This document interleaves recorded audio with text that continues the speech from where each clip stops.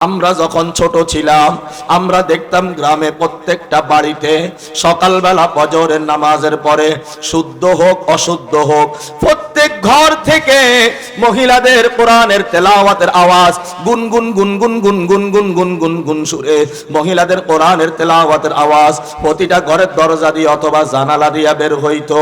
নারীরা শাশুড়িরাও তেলাওয়াত করত, বউরাও কোরআন তেলাওয়াত করত। কোরআন তেলাওয়াতের আগে কেউ জারুটা হাতে নিত না, কোরআন তেলাওয়াতের আগে কেউ নাস্তার কথা চিন্তাও করত না।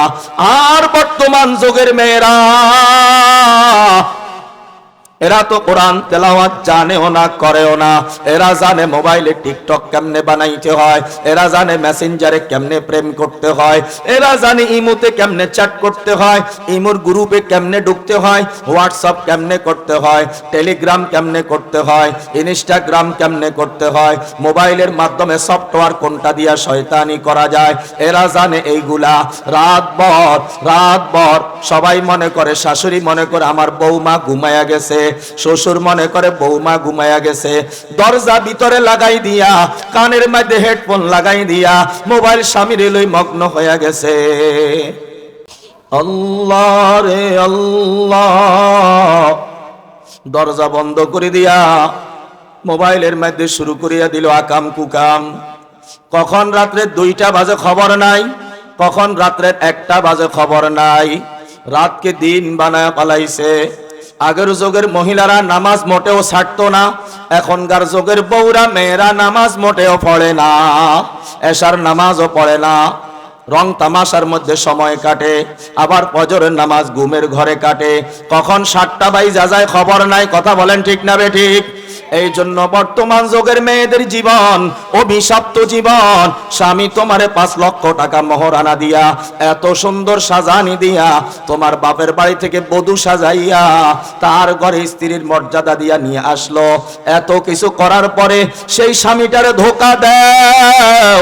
এরে বোকার দল, একটু বুঝি লজ্জা লাগে না? যেই জুলা মোবাইলে পর পুরুষকে ভিডিও কলে দেখাইয়া দিতেছ, এগুলা যদি তুমি আরেকজনকে দিয়াই দিবা তাহলে স্বামীর কি দিবা? কথা বলেন। আবার কতগুলা মেয়ে আছে এখনো বিয়ে হয় নাই, স্কুলের স্বামী কয়টা বিদায় দেওয়া হয়ে গেছে, এখনো বিয়ে হয় নাই, কলেজে স্বামী বিদায় দেওয়া হয়ে গেছে, এখনো বাস্তব জীবনে বিয়ে হয় নাই, মোবাইলে কত স্বামী তার গত হয়ে গেছে। 5-6টা ছেলের সাথে সম্পর্ক কইরা ভিডিও কলে সব দেখানো শেষ হয়ে গেছে। নাই বলতে এখন আর কিছু নাই। স্বামীর বাড়িতে যাবা, স্বামীর কি দিবা? সব তো মোবাইলে দিয়া দিলা, সব তো কলেজে দিয়া দিলা, সব তো পার্কে দিয়া দিলা, সব তো গোপন আস্তানায় গোপন অঙ্গ দিয়া দিলা।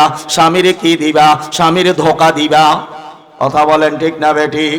স্বামীর ধোকা ছাড়া আর কিছুই দিতে পারবা না।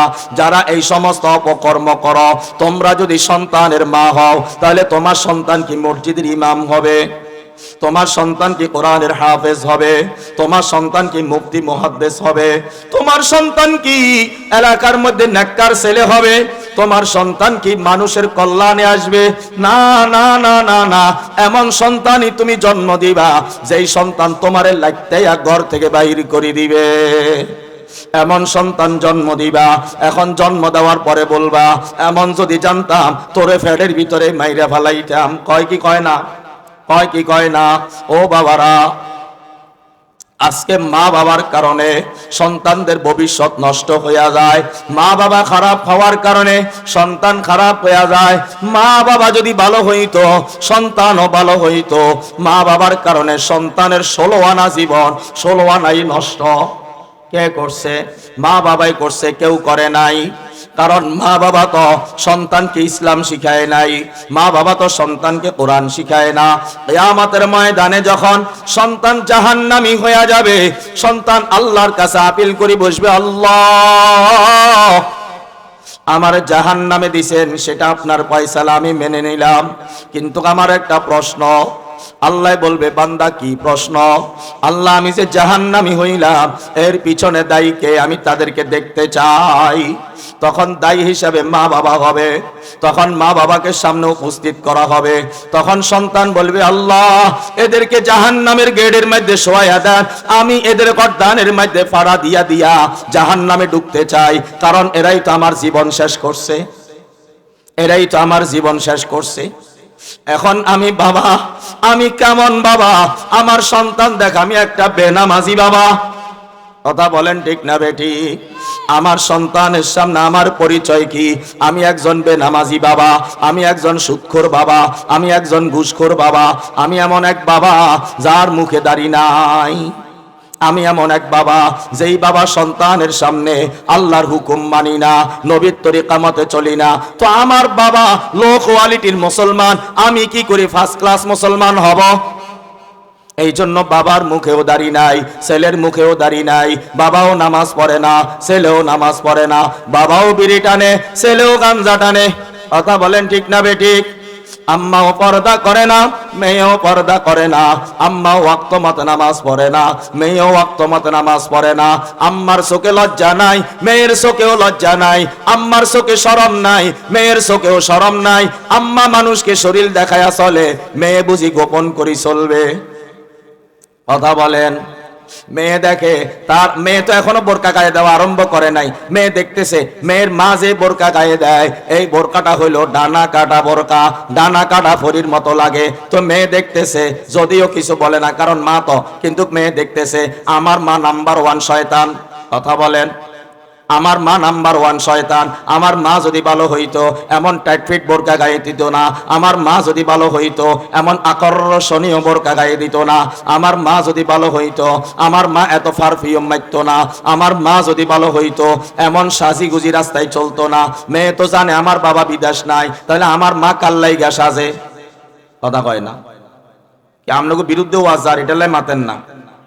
হ্যাঁ, মেয়ের মা এমন ভাবে চলে, তো মেয়ে মনে মনে ভাবে আমার বাবা তো বিদেশ থাকে, আমার মা কাল্লাই গিয়া তো সাজা সাজে। তো মেয়ের সামনে তোমার চরিত্র ফুলের মতো পবিত্র। কথা কয় না? তাইলে কি তুমি মা হিসাবে লো কোয়ালিটির মা, থার্ড ক্লাস মা, এমন মা যেই মায়ের পরিচয় দিতে লজ্জা লাগে। কথা বলেন ঠিক না বেঠিক?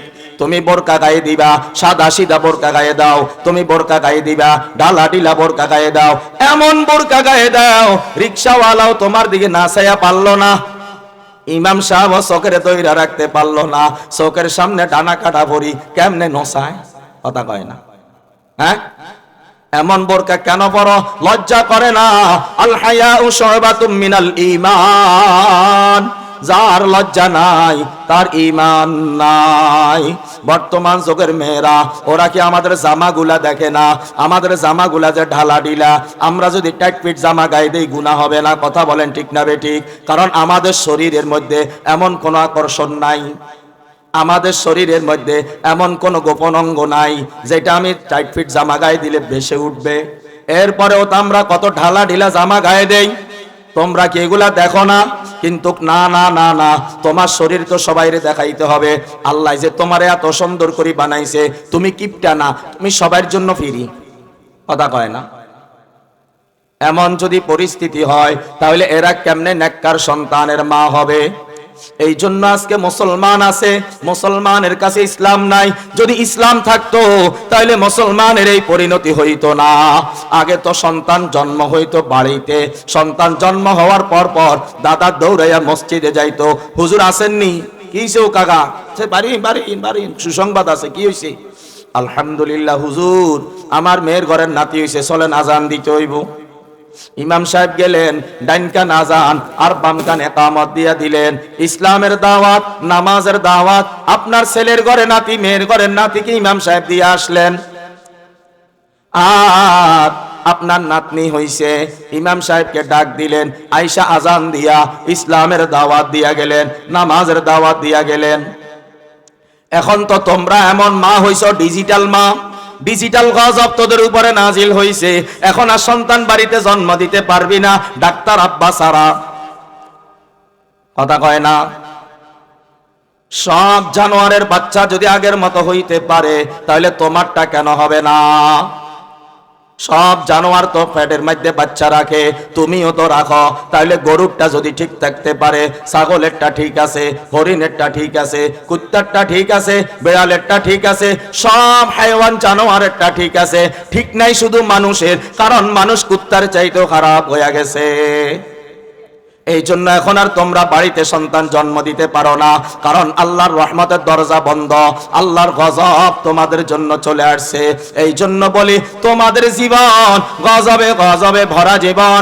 আমাদের সোনালী যুগ 2000 সালের আগের যুগ, ওই যুগের মারা 10টা 12টা 9টা 8টা সন্তান অনায়াসে জন্ম দিত।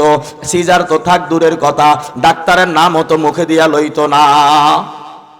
এখন কোন খোদার গজব নাজিল হইছে, দিবা তো একটা বা দুইটা, তাও আবার ম্যাক্সিমাম গুলা প্রতিবন্ধী।